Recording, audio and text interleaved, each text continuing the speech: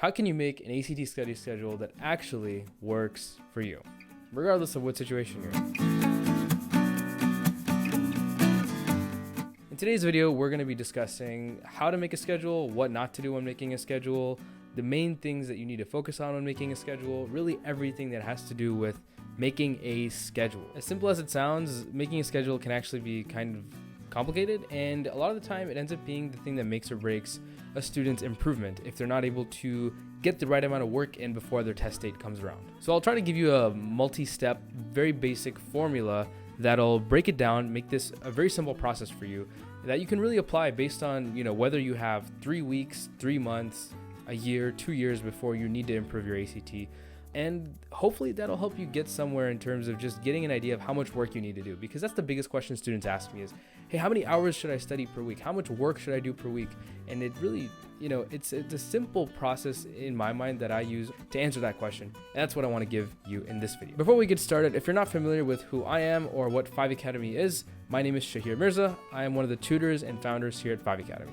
We help students improve their scores a lot on the ACT in a very short amount of time using some of the techniques that we talk about in these videos, as well as more content that we have on our website.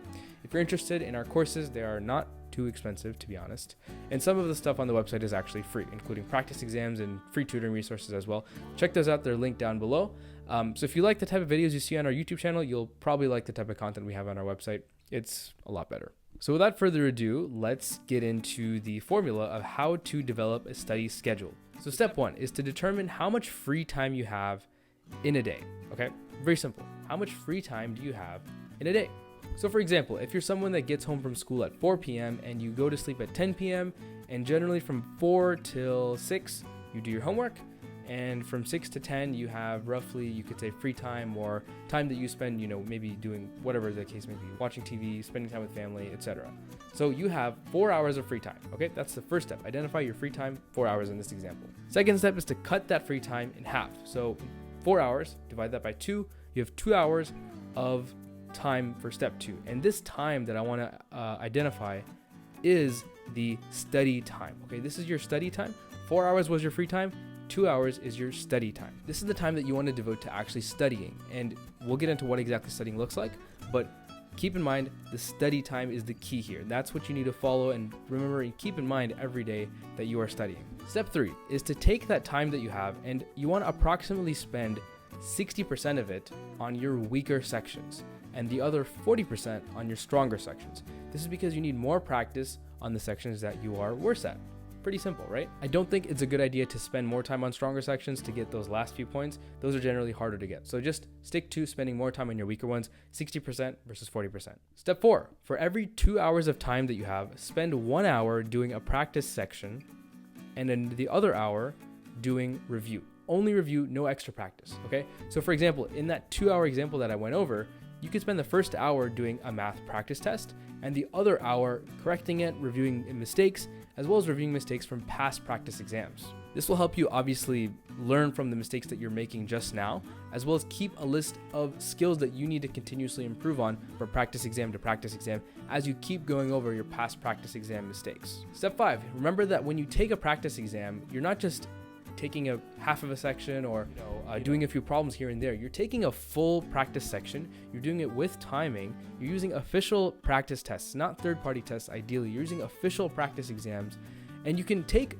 one section at a time if you want. Just don't split sections up, and don't avoid using timing. Use the timing every single time that you take the test, because that's how the actual test on test day is going to be. If you don't use the actual time and you don't get used to it in your practice, you're not going to be ready for it on test day, and you're not going to succeed. Step 6, remember that reviewing a practice exam in that other hour that I talked about is not just looking at the test and saying, okay, I got this question right, I got this question wrong. What's the correct answer here? What's the wrong answer here? It's actually about looking specifically at the questions you got wrong, identifying what the question is, what the correct answer is, why you got it wrong, what mistake you made, and how you can actually learn from the problem by just doing a bit of a diagnosis of the skill and extracting as much information as possible from it, even if it's just a matter of identifying what skill it's testing and taking note of it. I recommend that you keep a log of all the skills that you find yourself getting wrong on practice exams, and keep updating that list after each test you take so that you can see what patterns exist and what skills you keep missing out on. The more patterns you notice, the more you'll know what to actually learn and fill in gaps for. If you're not sure how to identify skills on these tests for English, math, reading, and science, we have videos on our channel that go over the 25 ACT English skills, the 52 ACT math skills, the 22 ACT reading skills, and the 35 ACT science skills. We go over all of these question types and what they look like and examples of each on our channel. So if you want to see examples of those, we have videos, like I said, on this very YouTube channel that you can check out that'll go over those and walk you through it. So use that as an example to help you review your practice exams in this second hour that I talked about. Now, step 7, this is about consistency. You need to make sure that you are consistent. This doesn't mean that you need to practice every single day, but whatever study schedule you decide for yourself is what you need to stick to. Someone who studies for 4 weeks in a row on a consistent pace, 4 days a week, for example, might improve more than someone who studies 1 month, then takes a month off, then studies another month, then takes another month off, and then studies for 2 weeks before their test. Because it's sporadic. You're not remembering enough of that information and enough of those strategies and techniques. The ACT is a really weird test. You need to remember your techniques and the weird intricacies of the test from exam to exam. And it's very easy to forget those things if you have a lapse in studying, especially at the beginning of your studying.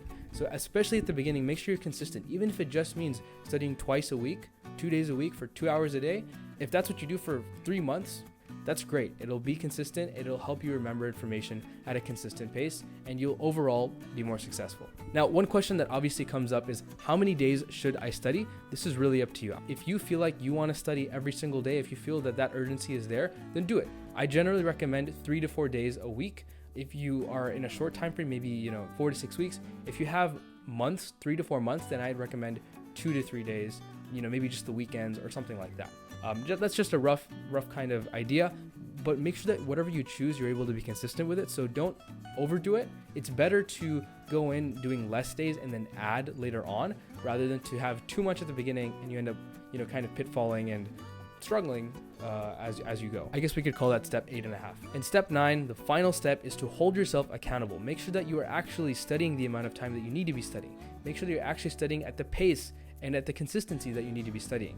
There's ways to do this. You can set reminders. You can have a schedule that you actually fill in, like a physical paper schedule that you keep on your desk or keep somewhere in your household. You can have your siblings, your close friends, your parents hold you accountable, and that'll help you to just be more consistent, right? Don't try to go into this alone. It just makes the process more and more difficult unless you're someone who's very, very self-driven and you're, that's just the way you operate.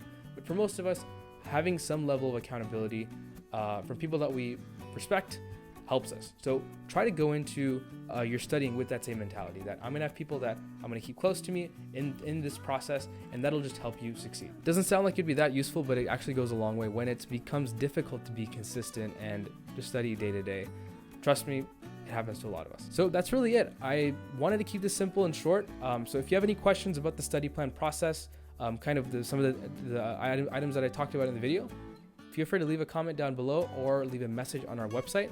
Hopefully this was helpful, and if you need any additional resources, if you're looking to get tutoring, free tutoring even from myself or one of the other tutors here at 5 Academy, one of the other experts here at 5 Academy, feel free to check out our website linked down below. We have free tutoring, free practice exam resources that you can access and hopefully find very helpful if you choose to use them.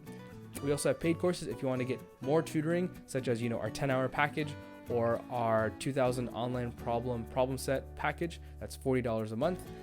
So check that out if you're interested in getting some practice content to help you practice each skill one by one and master each of them after you identify what skills you're actually weak in on your practice tests. All right, so I'm going to leave it at that. Best of luck on your studying, and hopefully this was helpful. See ya.